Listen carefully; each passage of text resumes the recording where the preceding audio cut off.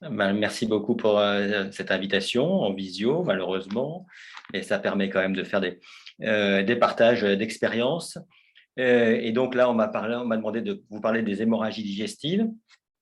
Alors effectivement, moi, je suis praticien hospitalier à l'hôpital Saint-Antoine, à Paris, et j'ai eu en charge pendant plus de 15 ans l'unité de soins intensifs d'hépatogastro, avec donc comme principale thématique les hémorragies digestives et puis les cirrhoses graves.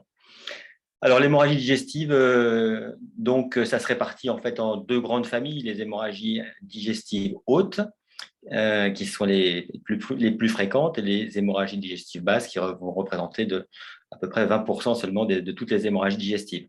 Alors, le topo est concentré sur les hémorragies digestives hautes, d'abord parce qu'elles sont plus fréquentes, mais aussi parce qu'elles sont plus graves.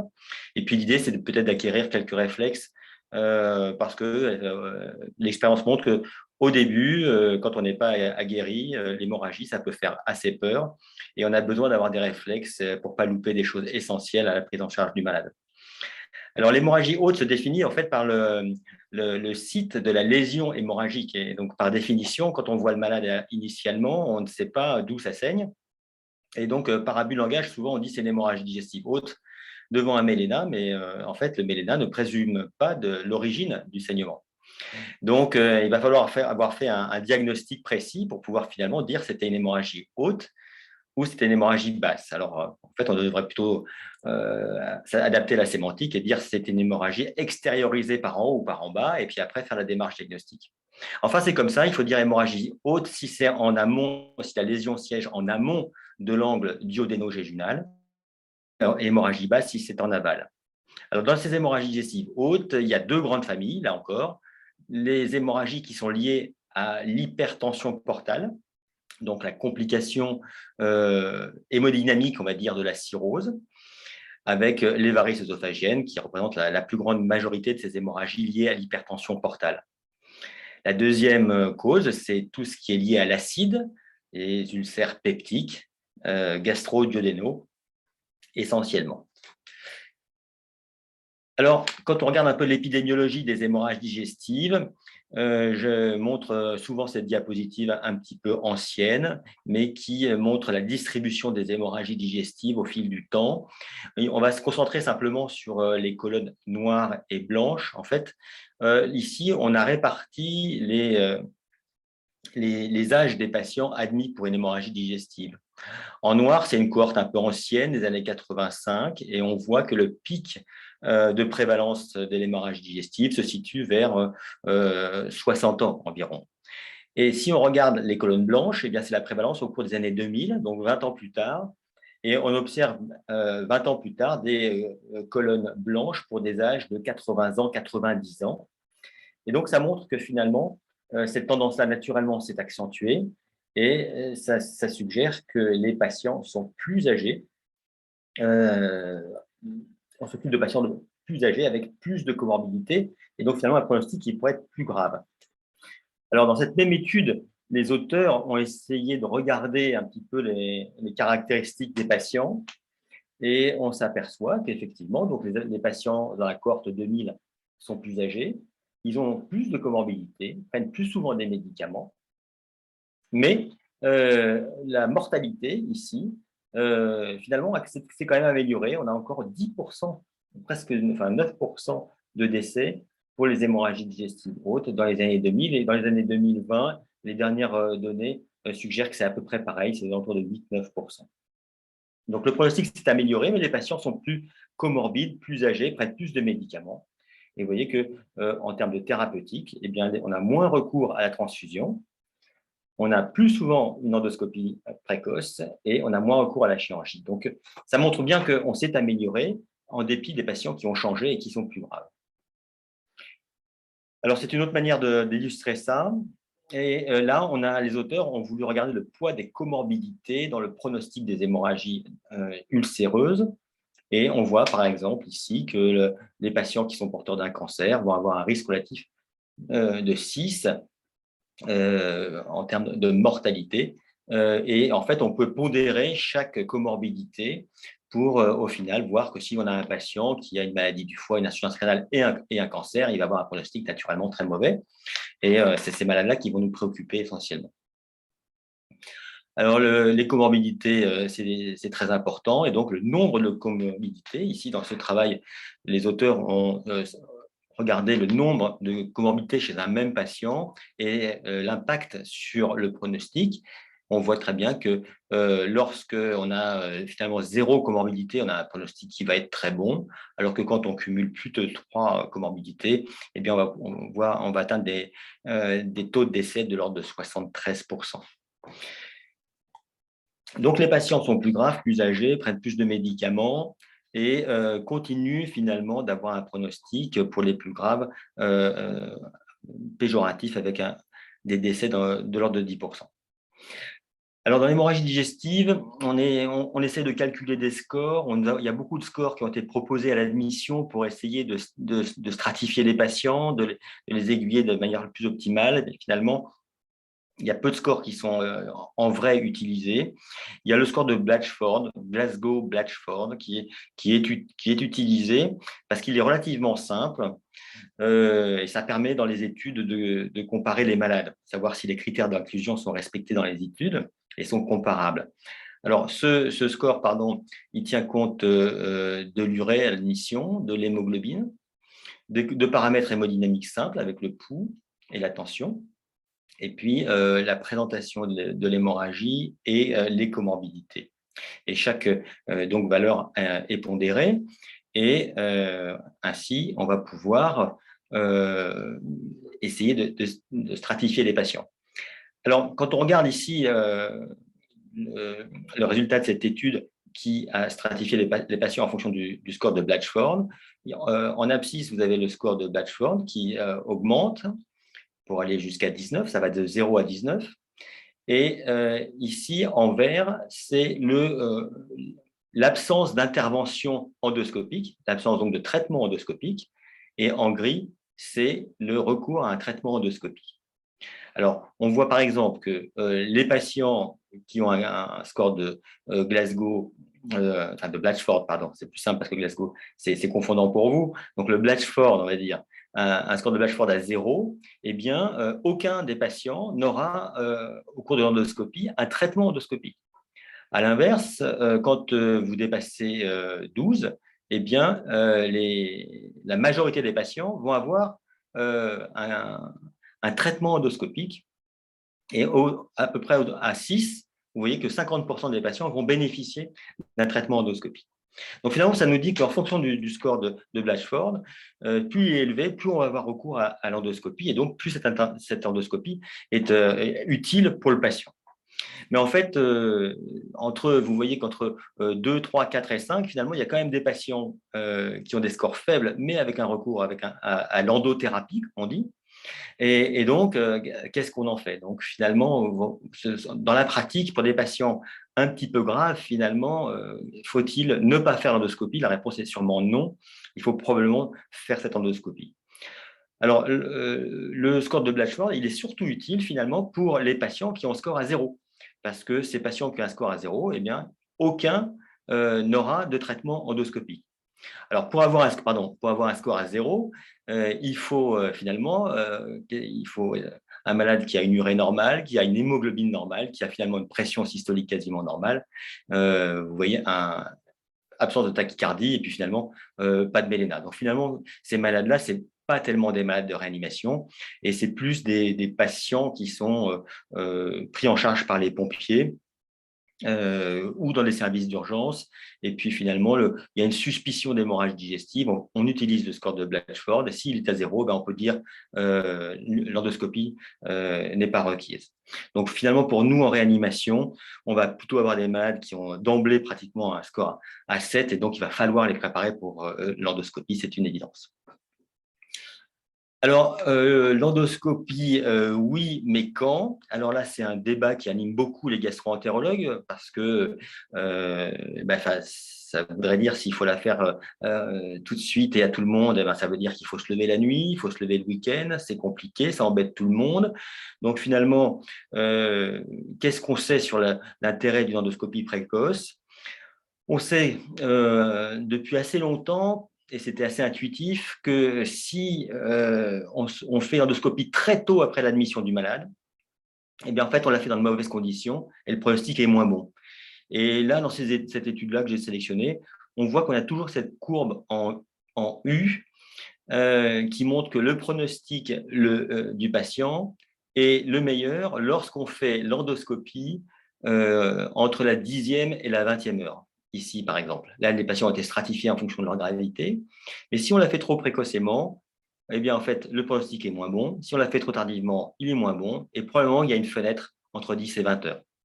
Donc, on avait ces études-là, beaucoup d'études rétrospectives, et puis cette étude assez récente du New England, très intéressante, en 2020, où là, les auteurs ont randomisé les patients dès l'admission. Donc, c'est une étude prospective, monocentrique randomisée, qui a inclus plus de 500 patients. Et tous ces patients avaient un risque de récidive hémorragique important. Donc, c'était ces fameux malades qui ont un score de Blatchford supérieur à 12. Donc, supérieur à 12, où on peut déjà pressentir qu'ils vont avoir besoin d'un traitement endoscopique. Alors, ils ont randomisé les patients à l'admission entre endoscopie urgente avant la 6e heure ou endoscopie dite précoce entre 6 et 24 heures. Et ils ont comparé le pronostic des patients. Donc, c'est randomisé, donc ça veut dire que les patients sont à gravité égale dans les deux groupes. Et on observe ici le taux de décès et ici la récidive hémorragique. Et on s'aperçoit que finalement, le pronostic est meilleur lorsqu'on fait l'endoscopie précoce. C'est mieux finalement que quand on l'a fait en urgence. Donc, c'est ce qu'on avait intuitivement.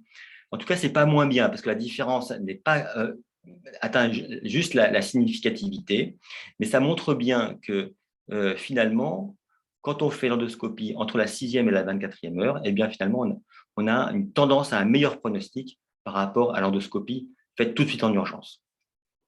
Alors, il faut dire aussi que dans cette étude, on a exclu les patients en état de choc hémorragique et on a exclu les patients qui étaient d'emblée intubés, donc probablement très graves, parce qu'ils ne pouvaient pas signer de consentement. Donc, on a inclus essentiellement des patients avec hémorragie digestive sévère, non choqués. Voilà. Donc, c'est une étude très intéressante qui vient appuyer le concept, finalement, qui rejoint les guidelines qui avaient été publiés dans différentes sociétés savantes de réanimation ou de gastro-entérologie et ou d'endoscopie, pour dire qu'on doit faire l'endoscopie dans les 24 heures qui suivent l'admission, lorsqu'on suspecte une hémorragie digestive haute. Il faut probablement la faire plus tôt dans les 12 heures quand c'est un patient cirrhotique et que l'endoscopie, en tout cas, doit être faite dès que possible en cas d'hémorragie haute active sur un patient réanimé. Donc ça, je crois que tout est important dans cette phrase. C'est lorsque l'hémorragie est active, eh bien, il faut d'abord réanimer le malade et puis ensuite, il faut faire l'endoscopie dès que le malade a été stabilisé.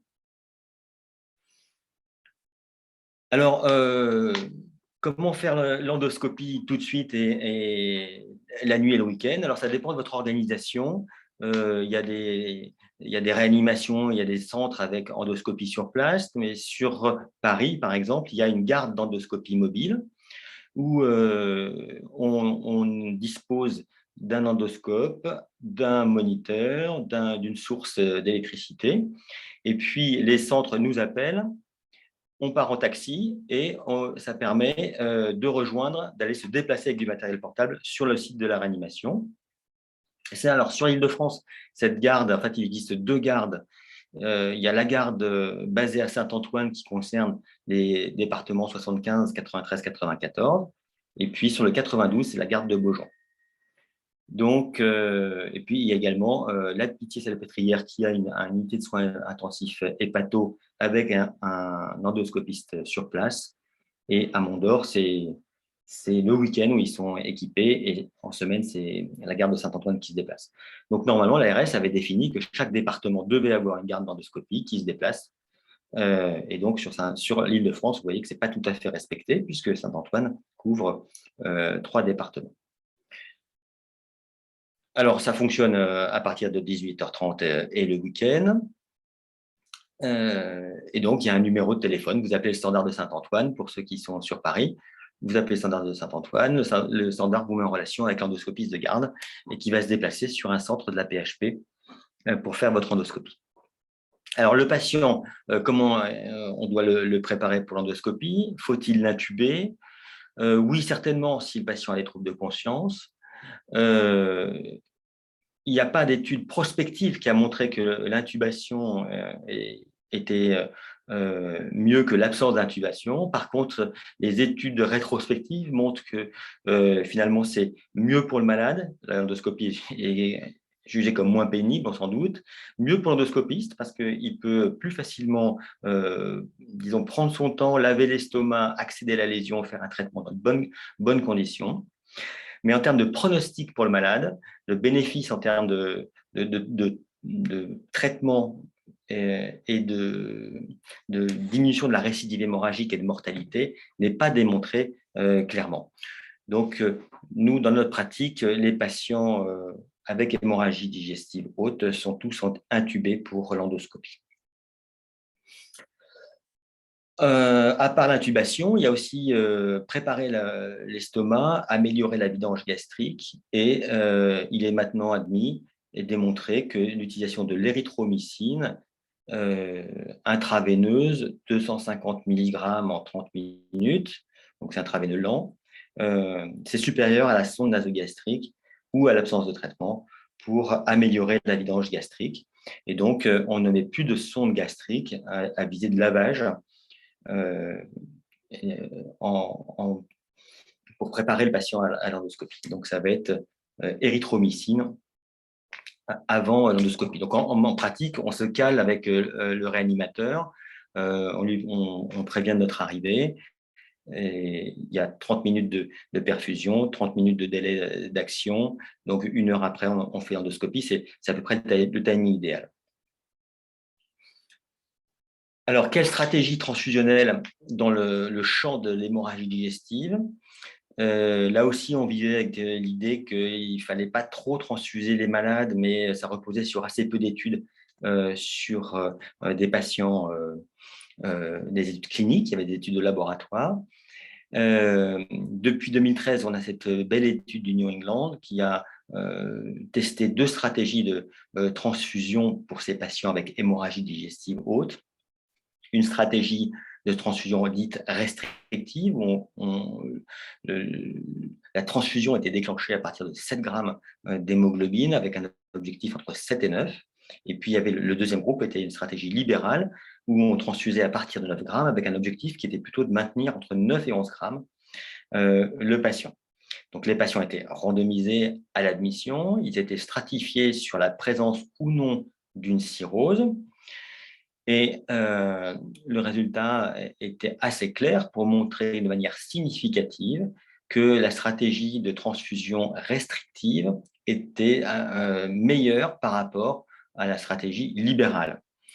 Donc, il y a ce concept finalement de sous-transfuser un peu le malade, il faut se retenir un petit peu.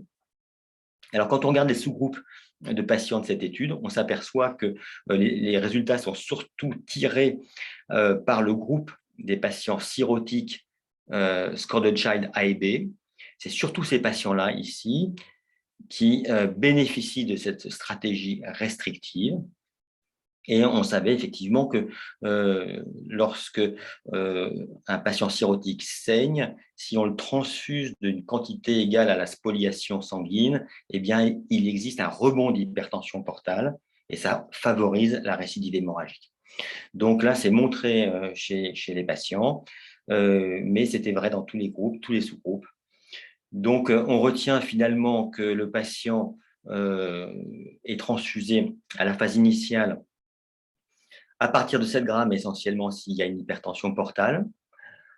En l'absence d'hypertension portale, on va démarrer à 8 grammes. Et puis pour les patients coronariens, on retient le cut-off de 9 grammes par décilitre. Mais en fait, on n'a aucune donnée chez ces patients-là qui sont tous exclus des études cliniques.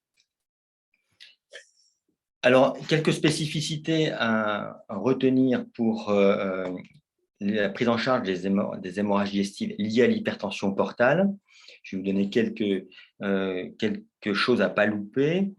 Là, vous voyez des varices, ça se présente un peu comme ça. Voilà, là, à gauche, on est sur une varice avec un saignement en jet, ici.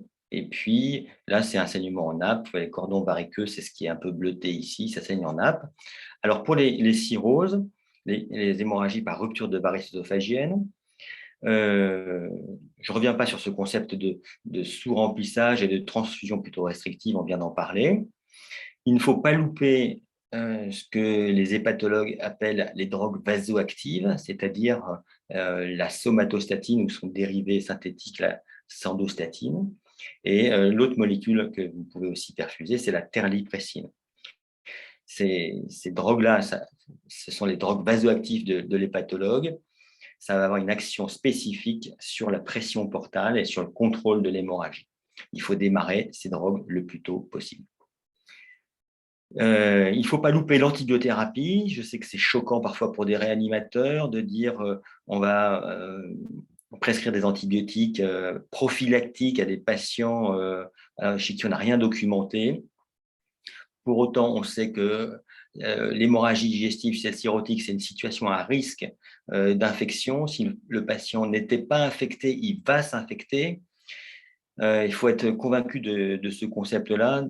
20% des cirrhotiques qui saignent sont infectés à l'admission et environ 25% vont s'infecter après la prise en charge, après les manœuvres de réanimation, les manœuvres d'endoscopie, après les translocations bactériennes liées à l'hyperperméabilité intestinale qui existe au cours de l'hémorragie.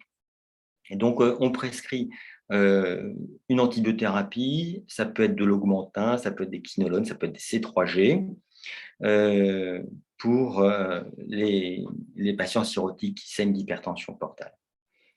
Et puis l'endoscopie, c'est le quatrième volet. Elle est précoce, on l'a vu, dans les 12 premières heures. C'est le plus tôt possible sur un malade réanimé, d'après la dernière conférence de consensus de Baveno. Et le traitement, ça va être une ligature élastique des varices ou une obturation des varices gastriques. Je vous montre ça pour avoir une idée un petit peu de comment ça se passe. Là, vous avez ici en haut les varices, ces cordons bleutés dans l'œsophage. On va se mettre au plus bas, le plus proche de l'estomac, pour s'approcher avec l'endoscope. Au bout de l'endoscope, on a monté un capuchon sur lequel sont montés des élastiques. On va aspirer la varice dans le capuchon et puis tirer sur l'élastique qui va se larguer ici. Vous voyez l'élastique bleu qui a enserré la ligature. La varice est ligaturée. Cette petite boule va tomber au bout de 7 à 10 jours. On appelle ça la chute d'escar et ça peut être la cause d'une récidive hémorragique. Cette chute d'escar, c'est souvent bénin, mais parfois ça peut être plus compliqué. Donc, chute d'escar entre 7 et 10 jours. Et on peut répéter l'exercice comme ça jusqu'à mettre 5 à 7 élastiques sur les varices. L'autre technique, c'est la colle, qui est réservée aux varices gastriques surtout.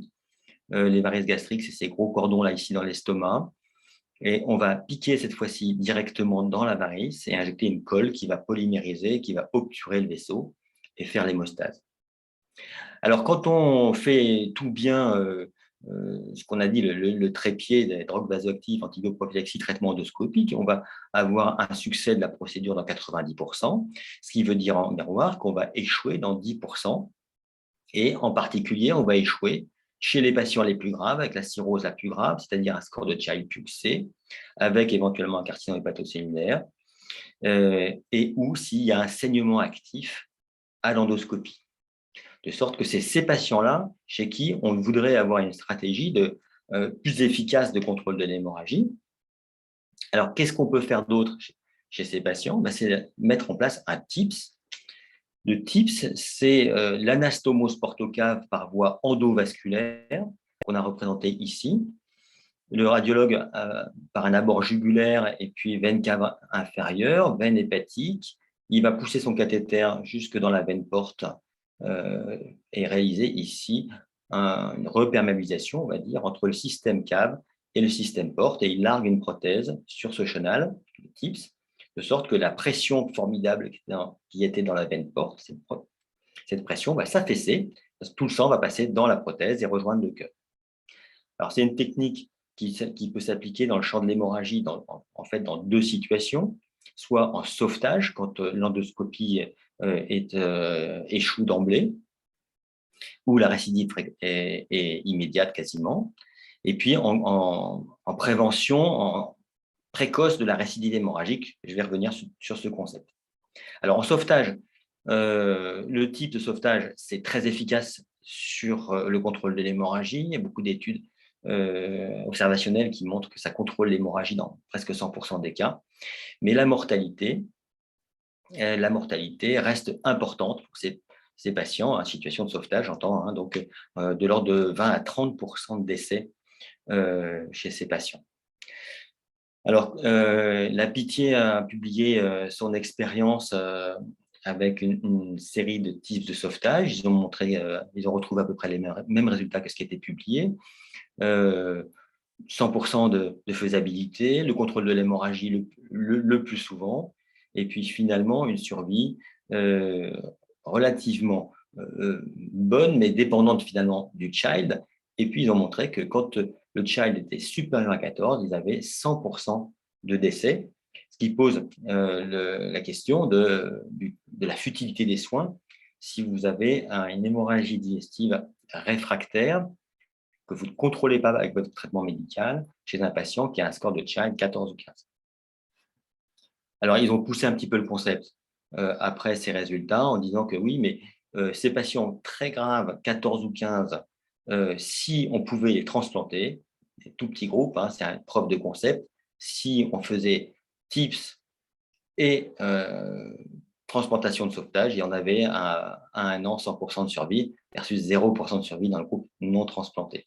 Autrement dit, ça veut dire que si vous avez un patient cirrhotique très grave qui est déjà sur liste de transplantation, qui fait dans la période d'attente une hémorragie digestive très grave, il a beau être child C14 ou C15, on peut lui proposer un TIPS et lui faire accéder à une greffe très rapidement. C'est plutôt un concept. Mais en dehors de cette situation-là, effectivement, les patients très graves, on ne les poussera pas au type de sauvetage parce que ça ne les sauvera pas. Alors, pour les pousser au type de sauvetage, ou si vous êtes dans la brousse et que vous n'avez rien sous la main, il vous reste quand même la sonde de Blackmore, la sonde de tamponnement œsophagien, cette fameuse sonde de Blackmore qu'on mettait dans le temps. On n'en met quasiment plus. Mais elle reste utile quand on fait le topo, par exemple, à des médecins qui vont chercher des patients dans la brousse ou sur la banquise, enfin, etc., et qu'on est tout à fait démunis. On peut mettre cette sonde de Blackmore, c'est très efficace, à condition de bien savoir la mettre et de gonfler les ballons là où il faut, ce qui est toujours très compliqué dans la situation d'urgence. Alors, plutôt que de mettre cette sonde de Blackmore, on a maintenant des sondes de tamponnement œsophagien ici, des prothèses de tamponnement œsophagien. C'est des prothèses qu'on peut mettre un peu à la manière d'une Blackmore, avec un fil guide qu'on glisse cette fois-ci dans la bouche, qu'on pousse jusque dans l'estomac. On gonfle un ballon qui permet de repérer le cardia. Et une fois que ce ballon est gonflé dans l'estomac au cardia, on va sortir la prothèse de sa chaussette qui va tamponner. Vous pouvez transporter le malade vers un centre de recours. Ensuite, on va enlever la prothèse, soit tipser le malade, soit enlever la prothèse, accéder au varice, faire un traitement endoscopique. Donc ça, c'est une prothèse ou une sonde qui permet de gagner du temps, transporter un malade et de réfléchir ou de lui mettre un TIPS. Alors après, pour enlever cette prothèse, il faut un endoscope, cette fois-ci, pour rembobiner la prothèse dans sa chaussette et accéder ensuite à la muqueuse, bien sûr.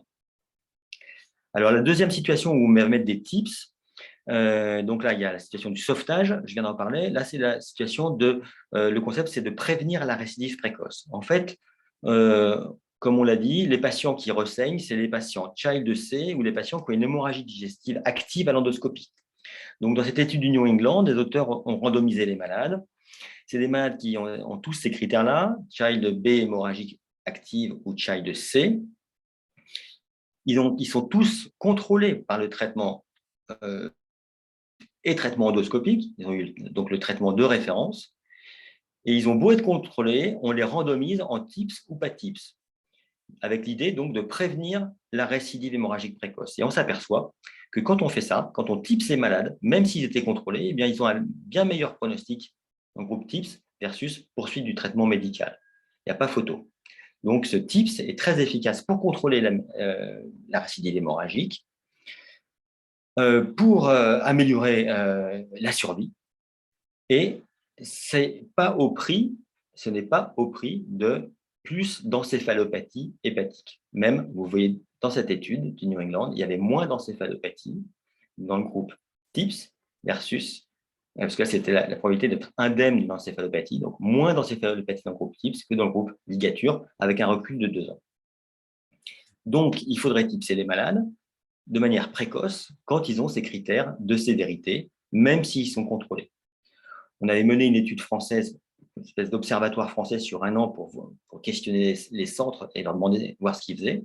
En fait, on s'est rendu compte qu'en France, finalement, sur 1 an, on avait retrouvé 400 malades qui avaient les critères du TIPS, réellement 326 qui étaient éligibles pour la pose du TIPS, qui n'avaient pas de contre-indication au TIPS, et finalement seulement 22 patients, donc 7%, étaient tipsés, donc la grande majorité n'était pas tipsée. Et les raisons pour lesquelles ils n'étaient pas tipsés, c'était d'abord parce qu'il y avait une absence de ressources locales, ce n'est pas disponible partout, mais aussi parce que les docteurs en fait n'étaient pas convaincus de l'intérêt du TIPS. Donc, depuis ces travaux, il y a eu beaucoup d'études publiées dans tous les, en Amérique du Nord, en Amérique du Sud, en Asie et en Europe. Et la dernière conférence de consensus de l'hypertension portale est très claire pour dire qu'il faut proposer un TIPS dans les 72 heures à ces patients contrôlés par le traitement médical. Et on propose, s'ils sont Child C inférieur à 14 ou supérieur à B7 avec un saignement actif. Alors, quoi dire? Quelques mots sur l'hémorragie liée à l'acide, les ulcères hémorragiques. Alors, donc là, je change de champ, mais c'est l'autre grande famille d'hémorragies digestives. Là, on s'appuie sur la vieille classification de Forrest qui estime le risque de récidive hémorragique. Ce qui nous intéresse dans les ulcères hémorragiques, ce sont les ulcères les plus graves, c'est les 1A, 1B, 2A. En fait, 1A, c'est hémorragie artérielle en G, 1B, c'est hémorragie en nappe, et 2A, c'est le vaisseau visible. Et ces trois types d'ulcères-là doivent avoir un traitement endoscopique et sont à très haut risque de récidive, et c'est cela qu'il faut traiter. Alors, on les traite par des IPP. Alors, on met des IPP à tout le monde. Oui, pourquoi? Parce que le fait de baisser l'acidité de l'estomac, ça permet de stabiliser le caillot. C'est démontré sur la paillasse. Donc, il faut leur mettre des IPP. Lorsqu'on met ces IPP avant la fibro, on améliore la visibilité des lésions. Donc, ça part d'un bon sentiment et donc il faut les prescrire précocement. Il faut les poursuivre, bien entendu, après la gastroscopie parce que ça va accélérer la guérison de l'ulcère et diminuer la récidive hémorragique.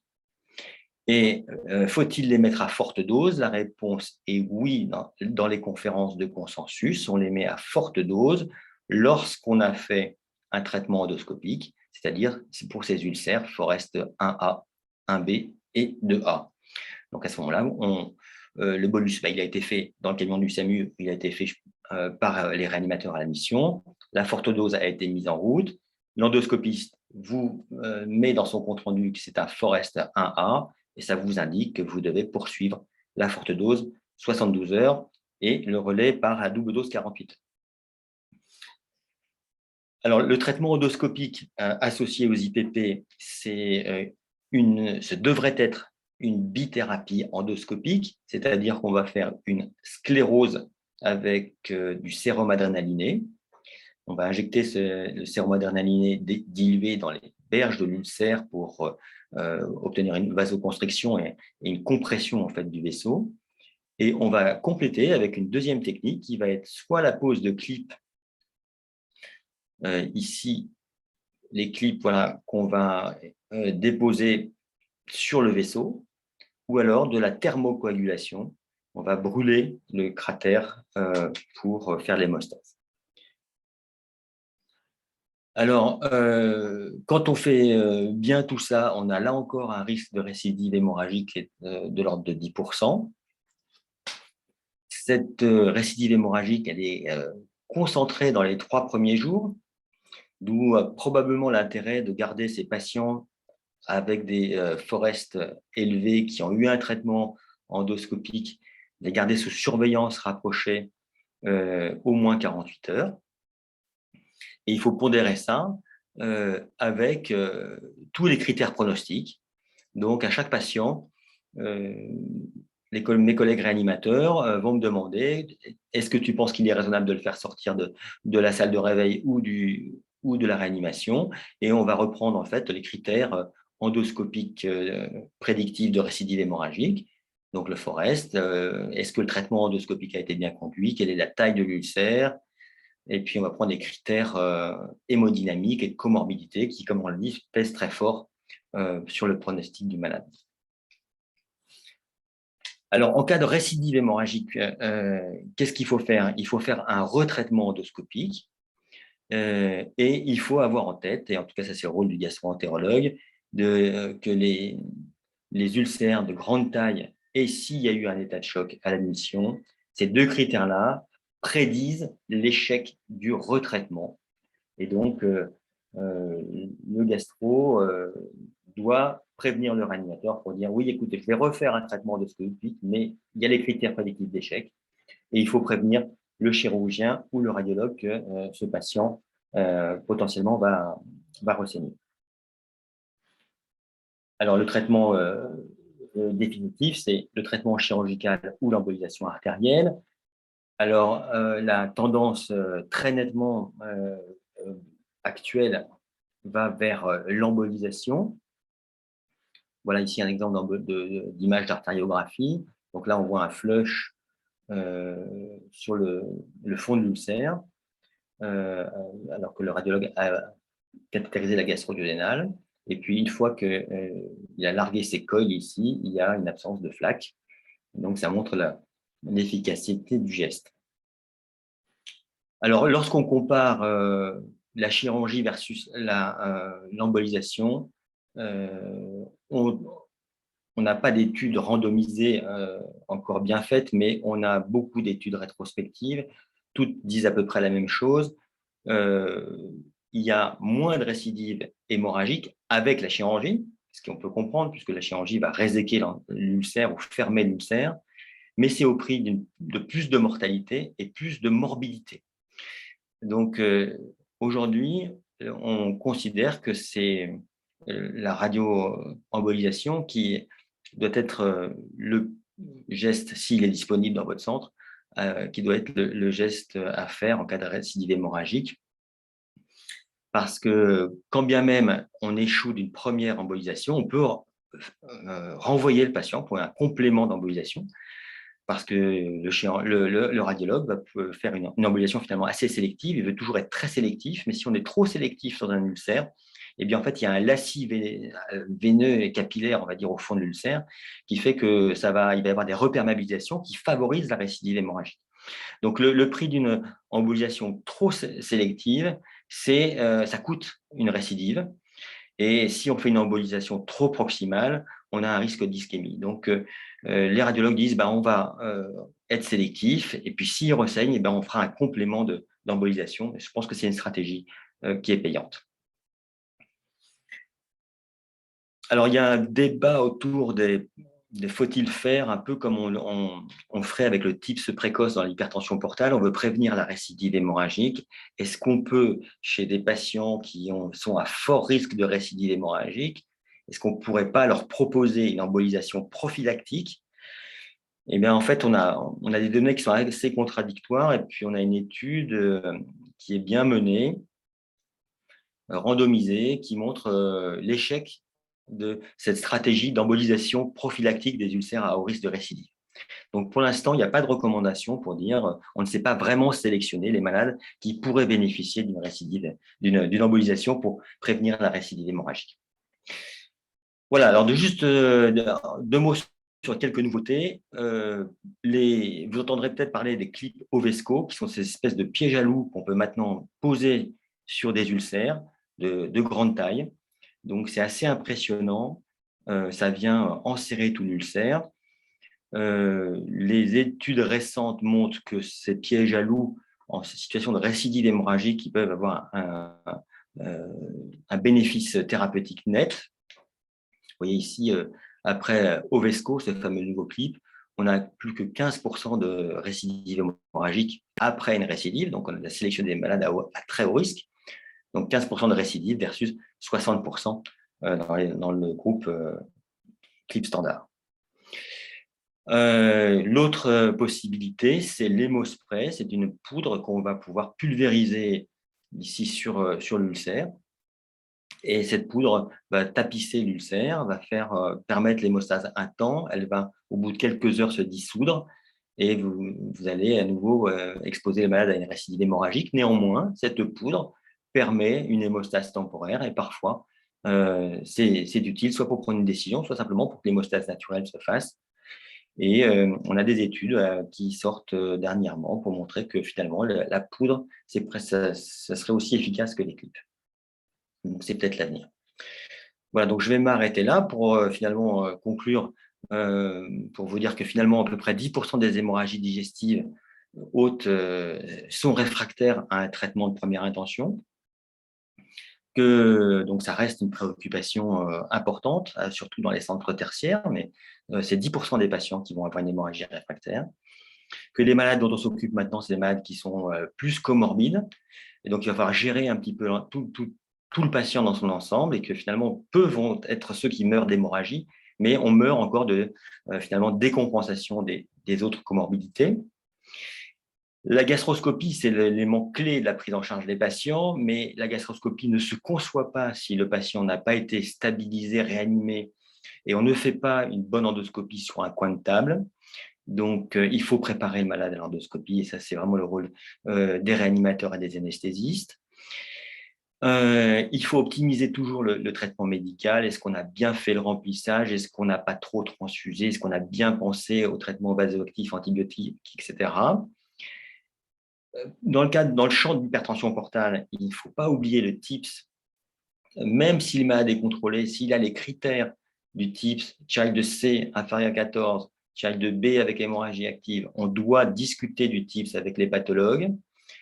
Et puis, dans le champ de l'ulcère hémorragique, eh bien, si en cas de récidive hémorragique, il faut faire un deuxième traitement endoscopique. Mais on se rappelle des critères d'échec, on connaît les critères d'échec et ne pas hésiter à proposer au mieux le patient au radiologue pour une embolisation.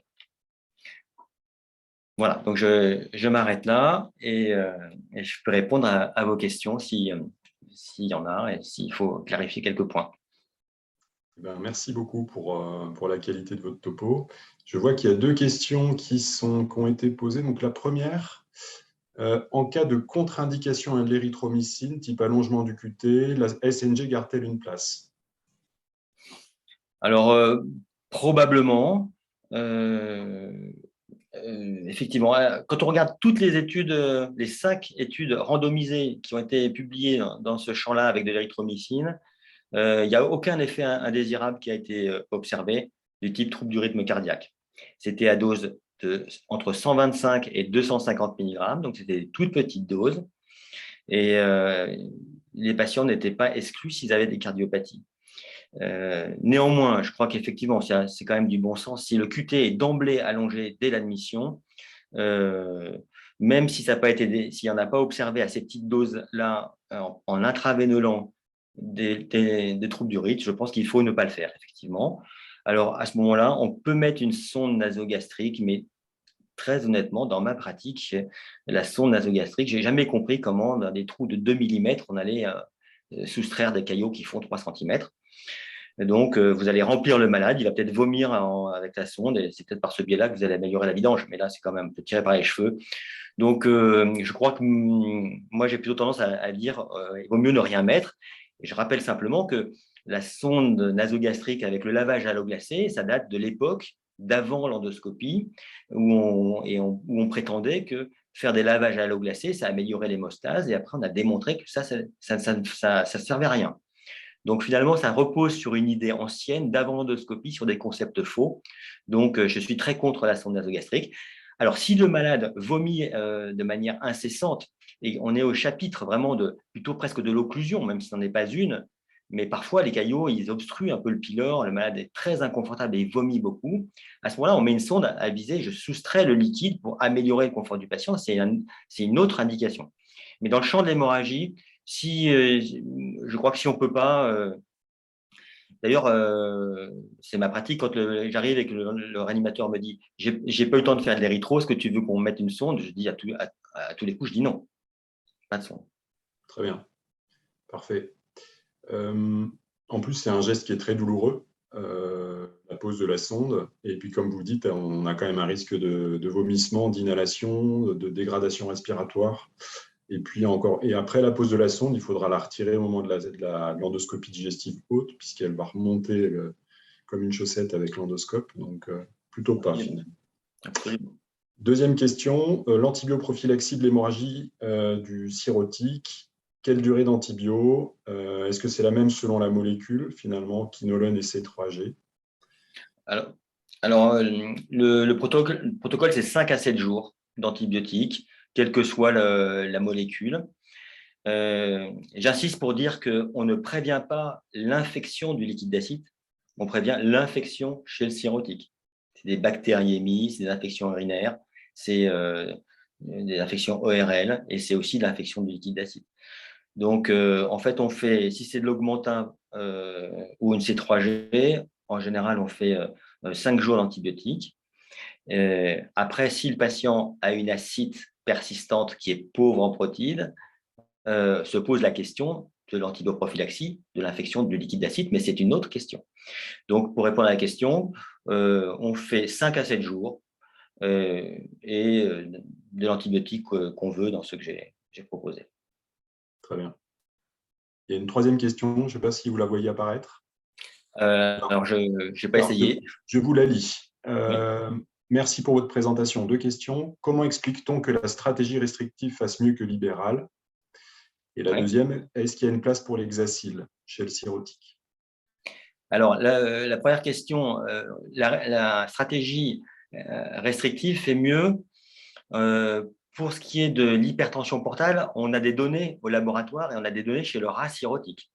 Encore une fois, quand on prend un rat cirrhotique, qu'on lui soustrait un volume de sang, si on lui réadministre ce même volume de sang, volume à volume, et qu'on mesure la pression portale, il y a un rebond d'hypertension portale. Donc, en fait, quand on transfuse, et c'est vrai aussi chez le patient cirrhotique, c'est plus difficile à démontrer que chez l'animal, mais c'est vrai aussi, quand on mesure la pression dans les varices, on peut avec des ballons mesurer la pression dans les varices, on ne le fait jamais en pratique clinique, bien sûr, on ne le fait que dans le cadre d'études. Quand on transfuse un malade, on augmente la pression dans les varices œsophagiennes. Donc, on comprend bien que si le patient cirrhotique a saigné et qu'on le transfuse de trop, plus on va le transfuser, plus la pression va augmenter, plus le risque de récidive hémorragique va apparaître et plus le pronostic sera mauvais. Donc, c'est le concept, justement, tant qu'on n'a pas fait l'hémostase, tant qu'on n'a pas bouché le trou, tant qu'on n'a pas contrôlé la pression, c'est le concept de sous-remplir le malade pour améliorer son pronostic, pour prévenir la récidive.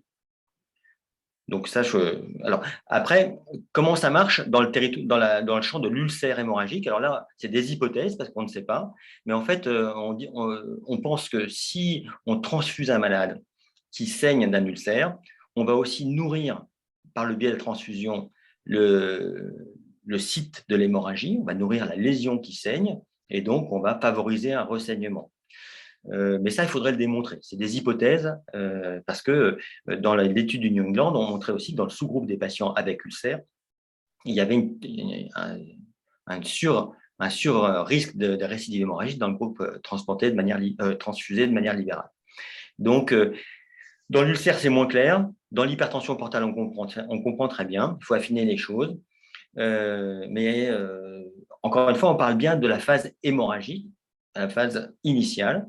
Et je rappelle aussi que on a exclu les patients qui étaient en choc hémorragique. Et donc, si vous prenez en charge en réanimation un choc hémorragique très grave, une hémorragie digestive très grave, il est évident qu'il ne faut même pas regarder l'hémoglobine. Il faut transfuser le malade et le remplir pour maintenir l'hémodynamique. Ça, c'est votre travail. Là, on parle de patients qui ont une hémorragie digestive sévère avec des critères d'activité de l'hémorragie qui vont bénéficier d'un traitement endoscopique. Et donc, cela, il faut être raisonnable sur le remplissage. La deuxième question, c'est l'exacile. L'exacile, il n'y a pas dans le champ de l'hémorragie digestive, il n'y a pas d'études qui montrent que c'est utile. C'est vrai dans le polytraumatisé, dans l'hémorragie, dans d'autres situations d'hémorragie au bloc opératoire ou en neurologie, je crois. Mais dans le champ de l'hémorragie digestive, il n'y a pas de données qui montrent que c'est efficace, y compris chez la cirrhose. Alors, il y a un PHRC qui vient de se terminer. Un PHRC, c'est un programme de recherche qui vient de se terminer chez spécifiquement des cirrhotiques et qui montre, ce n'est pas publié encore, mais qui montre qu'il n'y a pas de bénéfice de l'hexacyle. Donc, l'hexacyle, non, et les facteurs de coagulation non plus, y compris dans le champ de la cirrhose, où le PFC, les plaquettes et le Novo7, qui est du facteur 7 activé, ces molécules-là n'ont pas montré non plus d'effet pour améliorer le pronostic des cirrhotiques qui saignent. Donc, on reste, pour ces produits-là, sur des recommandations d'utilisation qui sont au cas par cas, si les plaquettes sont inférieures à 50 000 avec une hémorragie non contrôlée, si le TP est très bas avec hémorragie non contrôlée, c'est toujours on peut le perfuser. Mais j'insiste pour dire qu'il n'y a pas du tout de recommandation il faut le faire. Et les études avec le PFC, en particulier chez les cirrhotiques, montrent que le pronostic est moins bon quand on perfuse du PFC versus pas de PFC. Très bien. Et moi, j'avais une question peut-être sur vous avez évoqué l'hémospray, Oui. qui est une des alternatives. Alors moi, quand je faisais de l'endoscopie, on faisait adrénaline, plus ou moins thermocoagulation, plus ou moins clip. Où est-ce que vous le positionnez, l'hémospray? Est-ce que si sa durée d'action est courte, est-ce que c'est pas un peu comme l'adrénaline finalement pour arrêter le saignement et permettre de bien explorer la lésion? Ou est-ce que ça a une vraie action un peu comparable au traitement endoscopique à proprement parler, comme la thermocoagulation, le clip? Comment vous le positionnez? Alors, je suis un peu gêné parce que pendant longtemps, moi, j'ai trouvé que ça marchait pas ou très peu et c'était très suspensif et finalement, c'était un peu d'argent et des efforts pour pas grand-chose. J'ai complètement changé ma vision depuis peu et au regard des nouvelles études. Et pour dire quand même que, en fait, avant, on l'utilisait vraiment en dernier recours quand il n'y avait plus de solution. Et donc, les malades, finalement, en bénéficiaient peu parce qu'on l'utilisait chez des patients tellement graves que c'était trop tard. Alors, du coup, maintenant, on a des études où le patient a une sclérose endoscopique et soit des clips, soit de l'hémospray. D'accord. Et quand on regarde, c'est pareil. Les dernières études montrent que c'est le même pronostic. Donc, il faut quand même accepter ces résultats et dire, bah, finalement, j'ai pulvérisé ma poudre et j'ai fait comme mes clips. Donc, c'est intéressant, même si ça dure quelques heures. En fait, l'hémorragie digestive, ça s'arrête aussi naturellement, aussi dans pas mal de cas. Donc, ça donne du temps aux IPP pour agir, ça donne du temps au réanimateur pour stabiliser le malade, son hémodynamique, et puis ça colmate pendant quelques heures. Donc finalement, aujourd'hui, la recommandation, c'est de l'utiliser en cas d'échec de l'hémostase avec les techniques classiques. Ça, c'est la positionnement du produit. Mais on voit bien que ça remonte les lignes de plus en plus. Et il n'est pas rare que maintenant, sur un ulcère Forest 1A, 1B, 2A, les clips ils tiennent pas toujours bien, ou même s'ils tiennent, on est moyennement content, et peut faire un complément d'hémospray. Parfois même, on fait donc cette trithérapie, sclérose, clip, hémospray. Et puis, l'hémospray est très utile sur les tumeurs hémorragiques. Donc là, quand c'est un saignement en nappe sur quelque chose d'assez diffus, les saignements que j'appelle moi hématologiques, quand les patients ont les plaquettes très basses, le temps que justement sur des patients qui ont des chimiothérapies très agressives avec 2000 plaquettes et qui saignent de manière diffuse dans l'estomac, il faut certes la transfuser des plaquettes, mais il faut aussi, on peut pulvériser de l'hémospray sur ces tumeurs hémorragiques ou ces muqueuses hémorragiques. Très bien. Eh ben, super, merci pour ces réponses très précises. Eh ben, je propose qu'on s'arrête là. Grand merci à vous encore une fois pour ce topo, pour la qualité du topo, d'avoir fait ce cours en plus le soir. Ce n'est pas toujours facile. Donc, un grand merci à vous de la part du Pas de Collège des problème. enseignants de Mire. Voilà. Au Merci. revoir. Au Bonsoir. revoir.